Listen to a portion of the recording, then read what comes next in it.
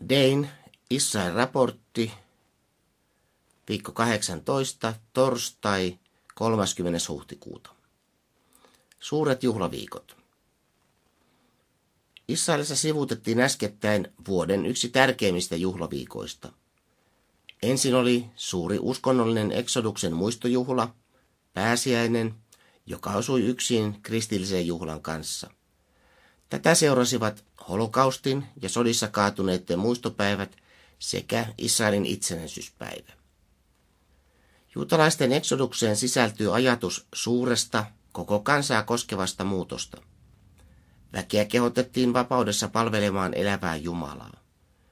Kun Egyptistä lähti noin 3-miljoonainen joukko kohti luvattua maata, kyse oli valtavasta siirtolaisuudesta. Raamatun kirjoitusten perusteella voimme vain aavistella, millaista oli autiomaan oloissa esimerkiksi suuren joukon ruokkiminen, järjestyksenpito, liikkuminen ja puhtaus. Vastaava olisi todella suunnaton huolto- ja hallinto-operaatio tämänkin päivän tietämyksellä. Raamattu painottaa, että Jumala itse johti kansansa. Vaikka Mooses osoittautui taitavaksi organisaattoriksi, tehtävän hoito ei olisi onnistunut yhdeltä ihmiseltä, eikä parhaimmaltakaan johtutiimiltä.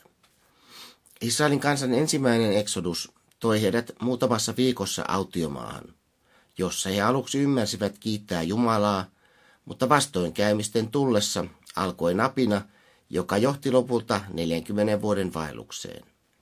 Vasta uusi sukupolvi onnistui valtaamaan Kanaanin ja pääsi Joosuan johdolla luvattuun maahan. Napina vaiheessakin Jumala osoitti huolenpitoa autiomaavaelluksella. Kansan taivaltaessa heidän kenkänsä ja vaatteensa eivät kuluneet, ja he saivat myös ruokaa ja vettä tarpeellisen määrän. Lisäksi Jumala vahvisti Abrahamin, Iisakin ja Jaakobin, eli Israelin kanssa, tekemänsä liiton. Tuossa vaiheessa kansa oli innokas lupaamaan, että se tekee kaiken, mitä Herra on puhunut. Exodukseen liittyi tärkeä Jumalan ehto, joka kerrotaan toisessa Mooseksen kirjassa.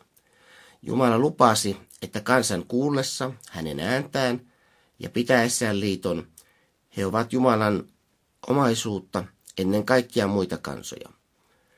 Jumala muistutti lisäksi, että koko maa on kuitenkin hänen, mutta kansa saa haltuunsa luvatun maan. Israelaisia hän nimitti pappisvaltakunnakseen ja pyhäksi kansaksi. Exoduksen syvällisin merkitys ei olekaan suuressa muutossa, vaan siinä, miten juutalainen kansa erotettiin palvelemaan yhtä Jumalaa syntiin langenneen ihmiskunnan keskellä.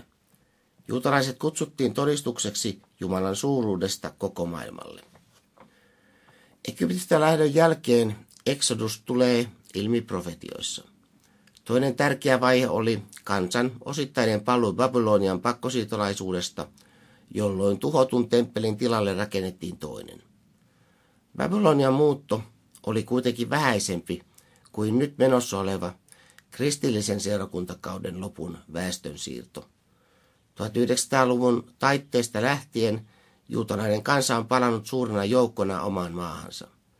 Tämä on ollut myös suurten konfliktien aikaa, kun Israelin arabinaapurit eivät ole suvainneet juutalaisia alueittensa keskelle Lähi-itään.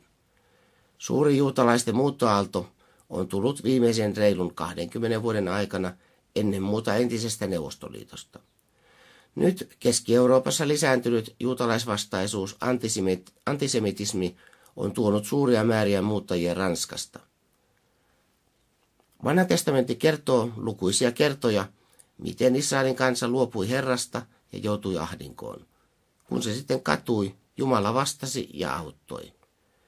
Israelin kansa, tai ainakin huomattava osa siitä, kootaan Israeliin, missä se on ajan merkki ja osoitus aikakauden päättymisestä. Raamattu todistaa, ettei pelkkä juutalaisten kokoontuminen Israeliin tuo Messiasta takaisin. Vasta Israelin todellinen kääntymys tekee sen mahdolliseksi. Kansan lopullinen hengellinen paluu maahansa on sidoksissa tähän tapahtumaan.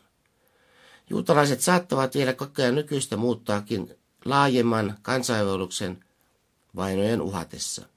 Se on kuitenkin ikään kuin airut suuremmalle hengelliselle tapahtumalle, kun Israel siirtyy kansana vanhan liiton alta uuteen liittoon.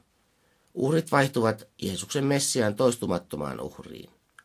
Tätä pääsiäissanomaa viestittävät Israelissa muun muassa muutamat tuhannet messiaaniset juutalaiset, jotka ovat jo vakuuttuneet ainutkertaisesta pääsiäisuhrista Jeesuksessa Messiaassa. Lähi-idän uutistaustoista voit lukea Kinnerettuus Oyn nettisivun linkeistä. Heikki Kangas, Israel.